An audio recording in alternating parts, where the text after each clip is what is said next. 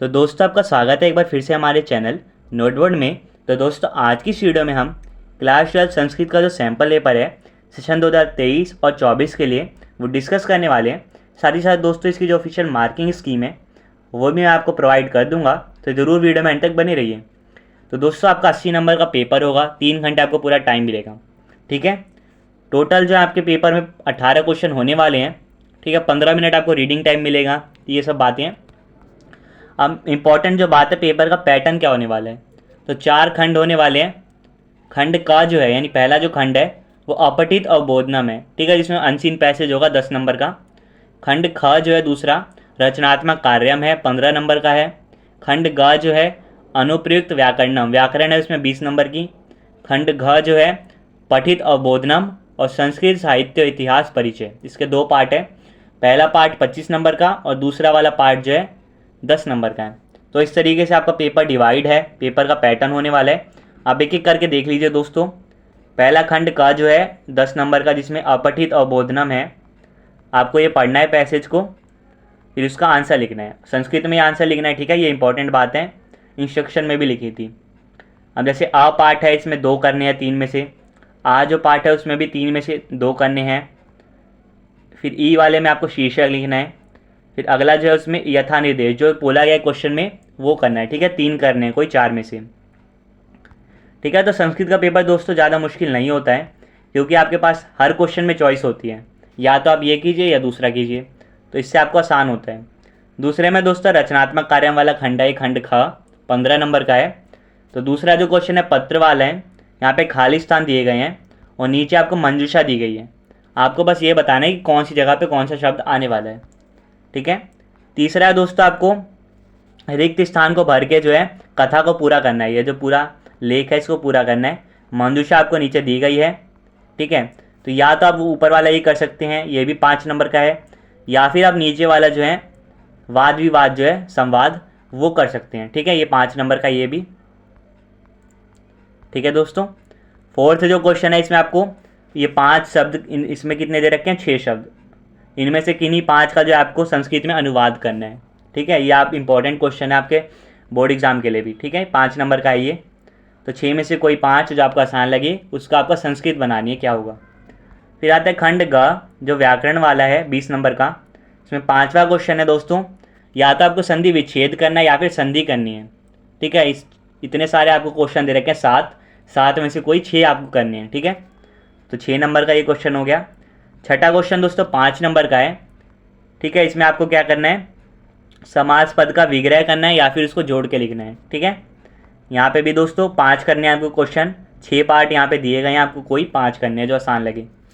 7th में भी दोस्तों आपको कोई 6 क्वेश्चन करने हैं। ये 6 नंबर का क्वेश्चन है, प्रत्यय से रिलेटेड है। ठीक है, प्रत्यय आपको या तो जोड़ के लिखना है या फिर इसको तोड़ के लिखना है, यानी संधि या तो विच्छेद करना है या फिर संधि वियोग करना है, जो आप, ठीक है, जो भी होता है उस तरीके से। यहाँ पे भी दोस्तों आपको कितने करने हैं, 6 क्वेश्चन करने हैं। यहाँ पे 7 क्वेश्चन दिए होंगे। ठीक है, आपको कोई 6 करने हैं जो आपको आता है। फिर 8वां जो है दोस्तों यहाँ पे उपपद विभक्ति वाला क्वेश्चन है।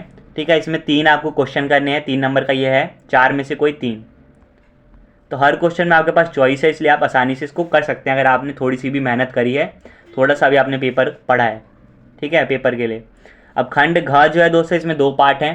पहला है पठित अवबोधनम वाला, 25 नंबर का। उसमें देख लीजिए क्वेश्चन नंबर 9 है, 5 नंबर का। इसमें दोस्तों अ पार्ट में 3 में से 2 आपको करने हैं, आ पार्ट में भी 3 में से 2 करने हैं, और ई वाले में भी 3 में से 2 करने हैं। ठीक है, इस तरीके से आपका। फिर 10वां जो है दोस्तों, ये पठित पद्यांश है। ऊपर वाला जो था पठित गद्यांश था।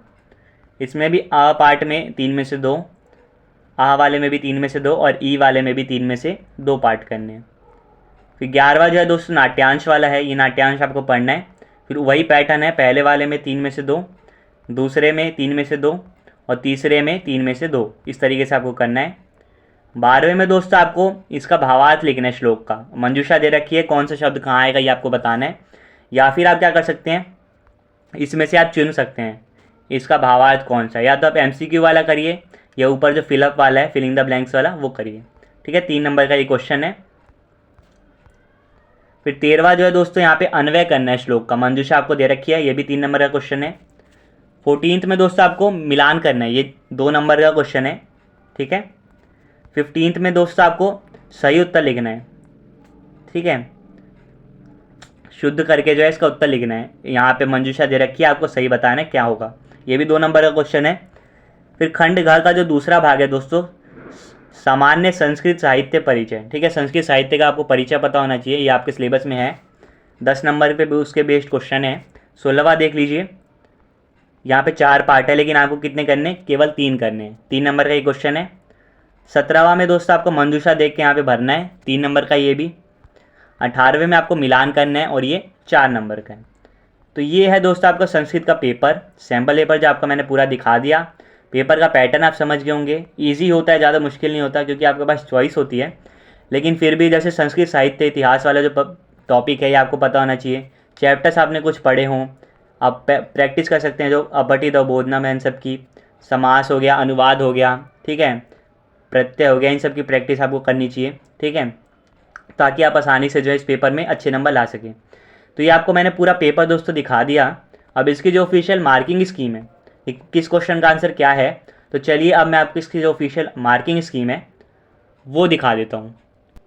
तो दोस्तों अभी जो आपने क्लास 12 संस्कृत का पेपर देखा, उसी की ऑफिशियल मार्किंग स्कीम है, ठीक है, इसको आप ध्यान से देख लीजिएगा, तभी आप जो है प्रैक्टिस कर सकते हैं, ठीक है। तो सैम्पल पेपर की प्रैक्टिस कीजिएगा। खंड का जो था अपठित अवबोधनम 10 नंबर का था, सभी यहाँ पे जितने भी पार्ट्स थे उन सभी के आंसर लिखे गए हैं।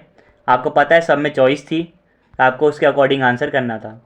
खंड ख है दोस्तों, खंड घ वाला, ख जो है रचनात्मक कार्य 15 नंबर का है। इसमें दूसरा क्वेश्चन था दोस्तों, पत्र आपको जो खाली स्थान भरना था, तो यहाँ पे लिखे गए आंसर। तीसरे में दोस्तों आपको ये कथा जो पूरी करनी थी मंजूषा में से देख के, तो ये इसका भी आंसर लिखे गए हैं। या फिर आप क्या कर सकते थे, संवाद पूरा कर सकते थे, उसका भी आंसर लिखा गया है। फोर्थ जो था दोस्तों वो अनुवाद करना था 6 में से किन्हीं 5 का, उसका आंसर आप देख लीजिए। फिर आते खंड ग जिसमें व्याकरण थी, 20 नंबर का था ये, तो 5th क्वेश्चन के सारे आंसर आप देख लीजिए। फिर 6th क्वेश्चन आता है,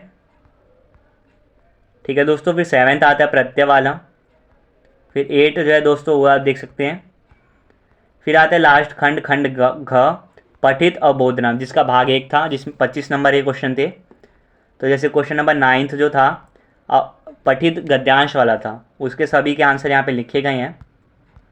10th था दोस्तों पठित पद्यांश, उसके भी यहाँ पे आंसर लिखे गए हैं सबके। 11वां था दोस्तों नाट्यांश वाला, उसके भी यहाँ पे आप आंसर देख सकते हैं। हर क्वेश्चन में आपके पास चॉइस थी, ठीक है, कि आपको सारे नहीं करने थे, कोई एक या एक क्वेश्चन आपको स्किप करना था इस तरीके से। फिर 12वें में दोस्तों आपका भावार्थ पूरा करना था, ठीक है, या फिर आपको MCQ वाला करना था, नीचे जो थे 3, ठीक है, तो ये 3 नंबर का क्वेश्चन था।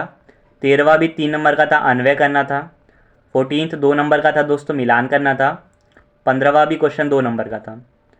फिर खंड घ का दोस्तों भाग दूसरा जो था, संस्कृत साहित्य परिचय, 10 नंबर का था ये, इसके भी यहाँ पे आप आंसर देख सकते हैं, ठीक है। फिर 18वें में आपको मिलान करना था। तो आपने सारे आंसर मैंने आपको दोस्तों दिखा दिए। इससे पहले मैं आपको पेपर दिखा चुका हूँ, तो इसकी प्रैक्टिस ज़रूर कीजिएगा। संस्कृत का पेपर ज़्यादा मुश्किल नहीं होता। अगर आपने व्याकरण पढ़ी है, अगर आपको चैप्टर का आइडिया है थोड़ी बहुत, अगर आप संस्कृत बोल सकते हैं, लिख सकते हैं, तो आपको जो है आसानी से इसमें नंबर मिल सकते हैं, ठीक है दोस्तों। तो उम्मीद करता हूँ आपने वीडियो एंड तक देखी होगी, आपको समझ आ गया किस तरीके का पेपर का पैटर्न आपका होने वाला है। आपसे फिर मिलेंगे दोस्तों नेक्स्ट वीडियो में किसी और टॉपिक के साथ। तब तक के लिए bye bye, see you again and thanks for watching.